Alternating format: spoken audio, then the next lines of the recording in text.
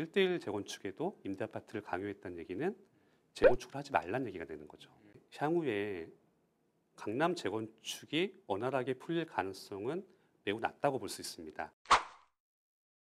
정부가 강남 재건축을 옥죄기하고 있다. 이런 거에 대해서는 어떻게 평가하세요? 자, 지금 정부가 강남의 재건축을 많이 규제하고 있는데 사실 이러한 정책 기조는 지금 새로 만들어진 게 아니고 예전 참여정부 때부터 지속이 된 겁니다.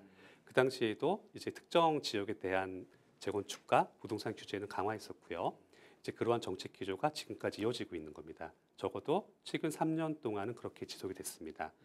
자, 이런 부분을 감안하게 됐을 때 향후에 강남 재건축이 원활하게 풀릴 가능성은 매우 낮다고 볼 수 있습니다. 다만 다음 선거를 앞두고는 재건축 규제 부분을 일부 완화할 수도 있는 요인이 있긴 있습니다.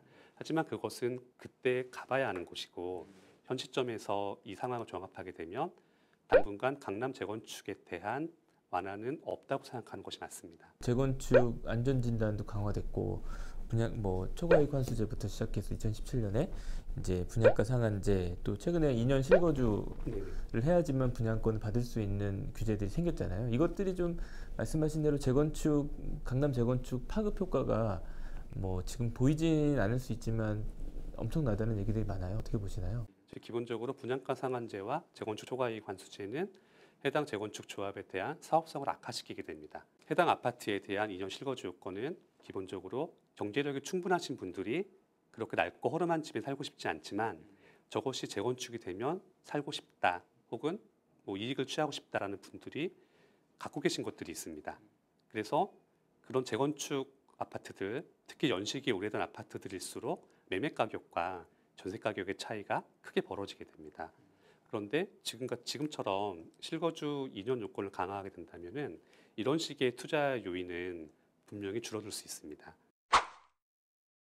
자, 사람들은 기본적으로 누구나 손해를 보기 싫어합니다. 그리고 손해가 아닌 조금이라도 이익을 취할 수 있으면은 그쪽을 택하는 사람들이 더 많은 거죠. 그래서 재건축 조합에 대한 문제는 이런 부분에서 보는 게 맞습니다. 특히 재건축 사업성은 다 이런 거죠. 그런데 금년 상반기나 작년을 보게 되면 서울의 일부 아파트에서는 1대1 재건축을 하겠다고 했는데 거기에 대해서도 임대아파트 비율을 강요한 사례가 있었습니다. 사실 1대1로 재건축을 하게 되면 임대아파트 문제가 없어야 되는 건데 1대1 재건축에도 임대아파트를 강요했다는 얘기는 재건축을 하지 말라는 얘기가 되는 거죠. 그래서 근본적으로 재건축 조합의 사업성도 문제가 되지만 재건축 자체를 규제하는 정부의 정책 기조도 큰 영향을 끼치고 있습니다. 어쨌든 주택 공급 확대 측면에서 본다면 이 민간 재건축 규제를 지금 말씀하신 것들을 좀 완화해야 된다는 목소리가 많이 나오고 있어요. 이 부분은 좀 어떻게 보시나요? 원론적으로는 완화하는 게 맞습니다. 그런데 다만 하나 주의해야 될 것은 동시에 다발적으로 많은 사업장을 완화시켜 두게 되면 그렇게 되면 그 내용은 지금까지 나왔던 내용 중에 도심 안에 고밀도 재건축이 되는 거죠.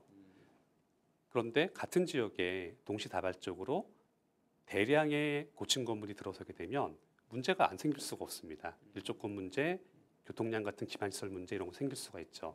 따라서 원론적으로는 민간 재건축을 완화해 주는 것이 맞습니다만 이것을 한 번에 다 풀어주면 안 됩니다. 순차적으로 점진적으로 풀어주는 방향을 생각해야 됩니다.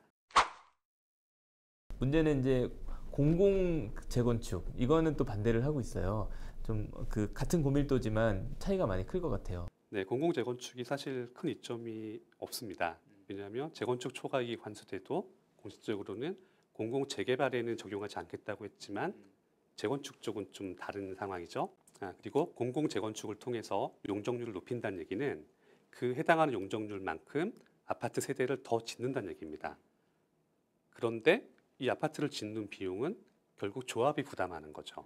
그래서 조합이 비용을 부담해서 아파트 세대를 더 지었는데 그 중에 상당 부분을 공공임대로 뺏겨야 된다라고 하게 되면 그 자녀 세대를 판매함으로써 얻는 수익과 애초에 들어갔던 비용 그리고 임대 비율이 늘어남으로써 얻는 해당 지역의 아파트 가치 하락 이런 것들을 감안하게 되면 공공 재건축에 대한 장점은 현 시점에서는 매우 낮은 상황입니다. 그런데 지금 국내에 있는 대부분의 재건축 사업장들, 즉 사업성을 볼 수 있는 사업장들의 대부분은 서울의 특정 지역에 편중되어 있는데 그 지역에서 공공 재건축을 추진하면서 임대 세대를 추가로 만들고 그에 대한 건축비를 표준 건축비로 주겠다라고 하게 되면 결국에는 조합이 감당해야 되는 사업비가 증가할 수밖에 없습니다. 이런 부분 때문에 재건축 조합들이 공공 재건축에 그리 호의적이지 않은 겁니다.